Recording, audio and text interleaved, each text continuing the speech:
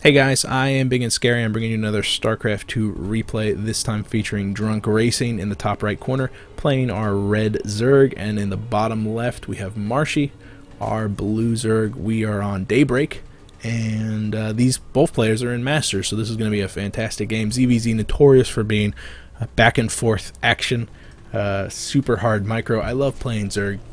It's a lot of fun, but it's also a lot of stress, prematurely gray hair, and all that jazz. Because you really have to decide early on what your opponent's going to be doing, what you're going to be doing, and then react to whichever one's better. You know, you could be absolutely 100% set on going 2 base into roaches, and then all of a sudden you run into infestors, and you're like, yeah, maybe this was not the best choice of actions.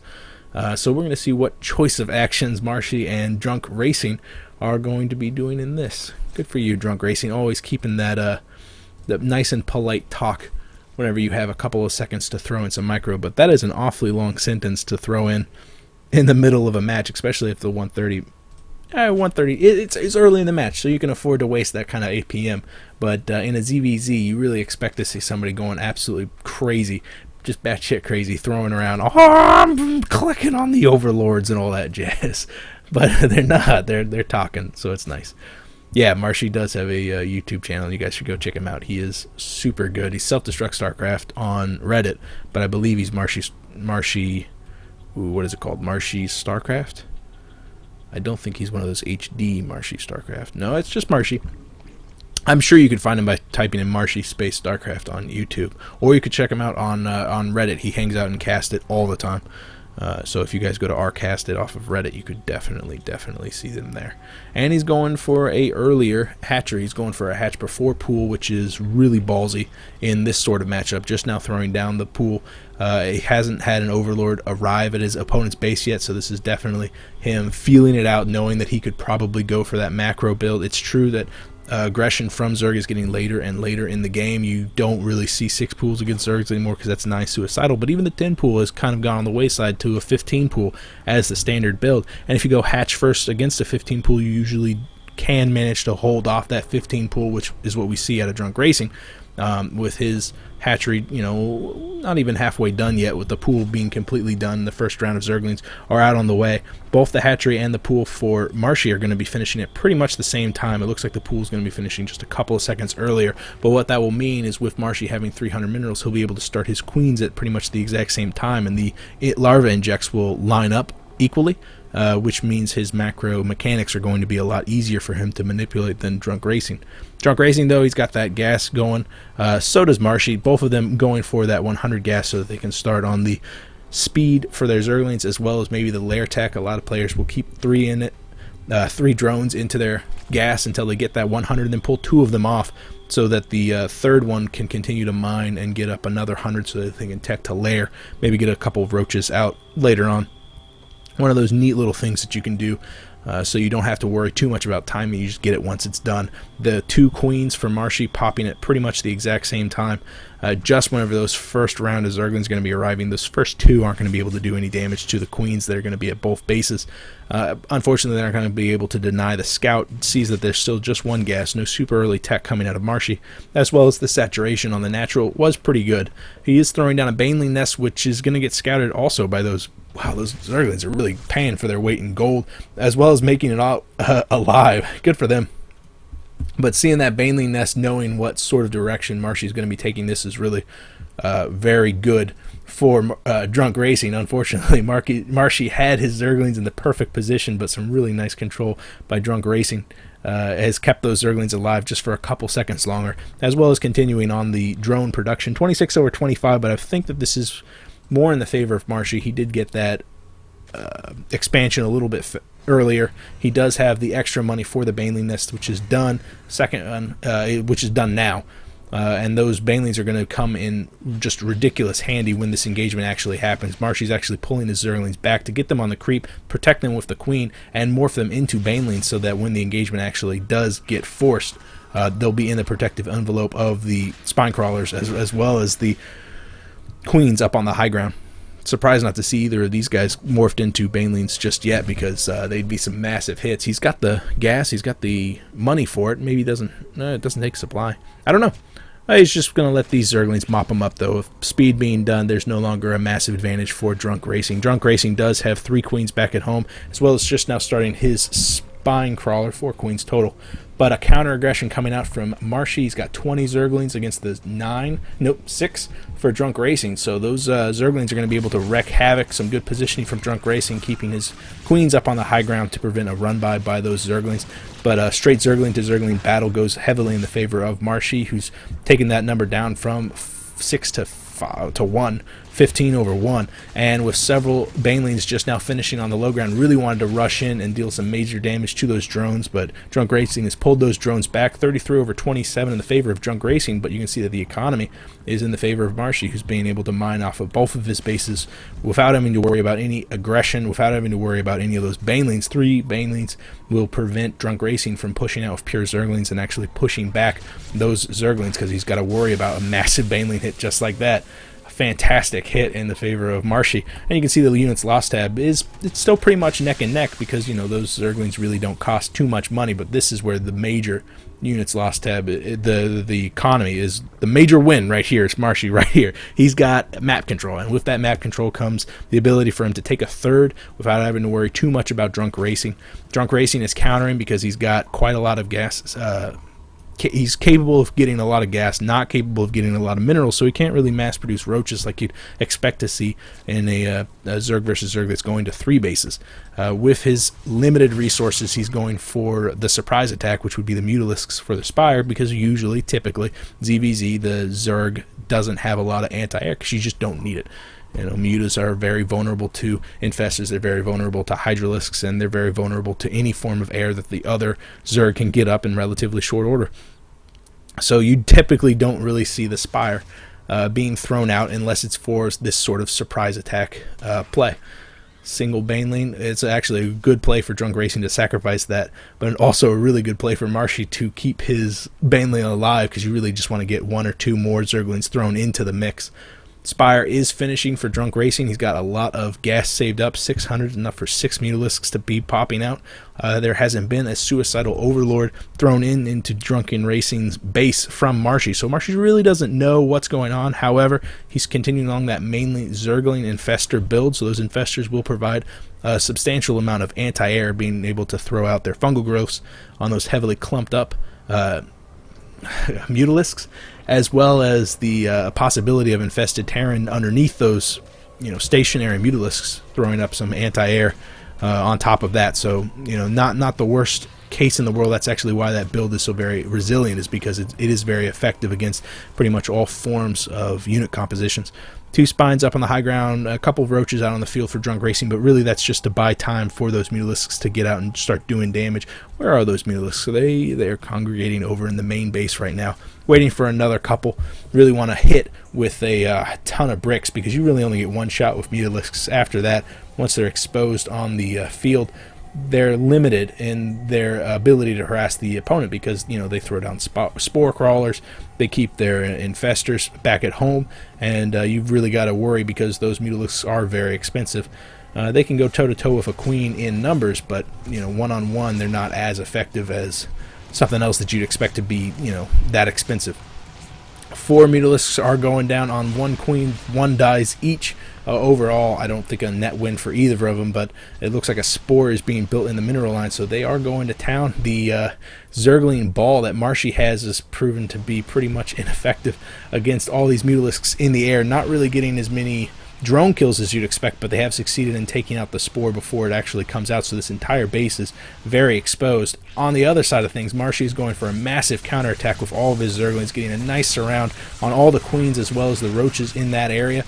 A handful of Zerglings, handful of Mutalisks, handful of Banelings are attacking. The queens really don't stand a chance, but the spine crawler is going to be doing a massive amount of damage. Oh, but these Banelings could do some massive damage. A couple of sacrificial Zerglings have succeeded in detonating themselves on absolutely nothing. It looks like a last stand over here behind the mineral lines has taken out all of Marshee's forces, but the spine succeeded in dealing with all those Zerglings. Some infestors, some Zerglings from Marshee is pushed back in. Only a handful of the Mutalisks remain on, and there goes the 1-2 punch, those infestors throwing up their infested Terran underneath those Mutalisks, and they do indeed go down. Overall, economically, Drunken Racing has a bit of an advantage. He's got 4 harvesters up on top of that. He's got the impressive tech, which is the Spire. Unit composition-wise, Marshee has a much more agile force. His Zergling Infestor will be able to hit multiple different angles, be able to do quite a lot of damage, and these Mutalisks are going to have to be very careful because you saw how tightly they're clumped right now. 1 or 2 fungal growths can absolutely ravage this force. They're hitting once again the third, but quick reactions from Marshee, moving up his main force. The Zergling's going to town on those. There goes a fantastic fungal growth on half of the Mutas. Good split by Drunken Racing, making it so that the fungal growth really doesn't connect with all of them. Another fungal growth going on another 4. These Mutalisks have taken quite a lot of damage and are in rather low health, but there's still so many out on the field, and I don't really know how many Infestors have enough energy to fungal growth them, because some of them did go down during that engagement. Another Queen does pop at the base, forcing the Mutalisks to congregate on top of her. She goes down, but again, no Infestors to throw down the much needed fungal growths. You really don't have the number from Marshee necessary to deal with this sort of aggression, and it looks like Drunken Racing is really tipping the hand in very much in his favor. The Roaches going to town. This hatchery will fall. This third base is down, and right now Drunken Racing can withdraw and be very much secure in the fact that he's taken 3 bases and has a very serious economic advantage. Marshee, though, definitely needs to make something happen. He's behind on harvester count. He's not really behind on tech per se. He's got a different sort of tech, but he needs to make that tech work for him. He needs to get Ultralisks. Yes, absolutely. You can get out some Ultralisks. The upgrades that he's been getting for his Zerglings 2-2 will definitely benefit the Ultralisks, and the Infestors will be able to fungal growth things to make it so that the Ultralisks can keep them off into a corner and really wail on them with all of the damage per second that they can actually pull out. Only 4 Mutalisks out on the field, but no fungal growths to be spent on them. There goes 1 more fungal growth, and that's it for those Mutalisks just having to bear a small amount of health. You really just need to throw down 1 more infested parent, and he'd take them all out. Fantastic fungal growth on all those Roaches, but with no Zerglings in the area to capitalize on those Roaches in that ball, you know, the damage is kind of lost. We do see another swell of Zerglings, 54 of them on the way from Marshee. He's got quite a lot of money, just not having the drones to spend it. He's lost so many queens to the continued harassment of those Mutalisks. Another swell of Roaches on their way from Drunken Racing. He's actually withdrawing with his Roaches to form up in one big ball. The Zerglings pushing forward, but without the support from the Infestors, they're only going to be of limiting effectiveness. Here comes the Infestors now, plenty of energy from them. Fantastic fungal growth on the north side, south side of that engagement. Are really just a net win. 150 over 84 supply though, and Marshee's very much behind. He's got that third base in the top left corner still missing, still very much behind on the economy, 59 over 48. But these Infestors are being very cost effective. You can see the resources lost have been the heavy favor of Marshee, but Marshee needs to be more cost effective. He really does not have the money to keep up with Drunken Racing. Drunken Racing's taking a 4th in the bottom right corner, if you can see it on the mini-map, and Marshee just needs to buy time for those Ultralisks to get out, absolutely wreck these Roaches, and see if he can push in and cost a couple of bases from Drunken Racing. All those Zerglings going away almost instantly from those Roaches. Some fantastic Baneling hits did cost about half of Drunken Racing's Roaches. It looks like he's going to have to pull back. I don't think he can afford to engage through this kind of wall off and choke, which would allow him to chain fungal all those Roaches down. It looks like the Evo Chamber does go down though, forcing the Infestors off onto the high ground. For the first time, we see a couple of those Infestors pick off another round of Zerglings. All of a sudden, the Ultralisks are on the field. Those Ultralisks do have +4 for the armor, because we saw that the chitinous plating did finish. So these Ultralisks are incredibly intimidating. They're so very effective, especially against armored. 43 damage against armored, and that's what we can see that Drunk Racing has completely transitioned to. He's gone away completely from those Mutalisks. He doesn't have a Greater Spire out on the field to get all Broodlords, which would really be a nice counter to this unit composition. Unfortunately, Drunk Racing had the advantage, and he overextended himself. He tried to take too many bases. He's got 5 of them up right now, and his economy is absolutely fantastic. He just needs to scramble enough units to deal with that, but Roaches are going to be a poor choice because they take so much additional damage, not only from the Ultralisks, but also from the 1-2 punch of those Infestors holding them in place so that the Ultralisks can absolutely just ravage them. It's going to be a bad day But it looks like Marshee is holding back just a little bit, kind of trying to form his forces up into a fist that he can just ram down Drunken's throat. But it looks like he's just waiting right now. He's getting up his own third. He's trying to catch up in the economy, but I don't think he needs to do that. I think when he's so far behind in the economy, he needs to go out and wreck DrunkRacing's economy in order to stay in this game. A lot of Zerglings, a lot of Ultralisks, and that's a lot of Roaches. So this is really going to be the major force right here. 1, 2, 3, 4 fungal growths going down on this force. The Ultralisks really paying for themselves by absorbing a lot of the Roach's damage. No Hydralisks in the background to kind of focus them down. We can see just that supply plummeting for DrunkRacing. So much of that supply was chewed up in those Roaches. The fungal growths from those infestors really paying for themselves. All of a sudden the Ultralisks are going to town on the 5th base that DrunkRacing has, as well as the Zerglings having a field day on all of those drones. This base is definitely going to go down, and the bank for DrunkRacing has really been depleted. He doesn't have a lot of gas. He can't really afford to get a bunch of Mutalisks out right now because he just doesn't have the gas needed. And even if he did, those Mutalisks really aren't that effective at dealing damage to those Ultralisks with 4 armor. I mean, how much damage do these guys do? 5 damage to an Ultralisk who's got 400 health, or 500 health, pardon me. A lot of spines in the background, but that's not enough spines, and these Ultralisks actually do AoE damage against all those drones. We can see a lot of them just barely escaping. Nice burrow from Marshee, keeping his infestors alive, away from the harassment of those infestors, or those Mutalisks. But with 2 bases gone down, the 4th base in the bottom right corner has gone down from all those Zerglings. I was wondering where they went. I didn't think they all died, but they went to the bottom right corner. All of a sudden, DrunkRacing has 1 mining base. I think his main's almost completely mined out, and this is basically a last stand ditch effort for him. All of a sudden DrunkRacing has completely lost his supply lead that he's had. He's got no money left, a little bit of money, but even if he spent all that magically on Mutalisks that he had right now, these Ultralisks have 31 kills, 26 kills, 41 kills. Fantastic. One of them is just praying that he gets the money shot on all of those drones, and his kill count absolutely skyrockets. Marshee, what a fantastic, not only a hold, like that was a killer hold down at your natural with all those Roaches on the front door, and all you had were infestors, and you were buying time for 1 round of Zerglings. You had that round, you took out a couple of them, but not all of them, and then you had to buy time for another round, and then another round, and then the round of Ultralisks. Fantastic. Really just an incredible play. And you know, DrunkRacing, you did it textbook. Like, this was a great game by you too. You definitely had the advantage. I thought you had Marshee in the bag by the end of this, but it really came down to Marshee tech switching to something that directly countered your Roaches, and you not really having the infrastructure in place to deal with that tech switch.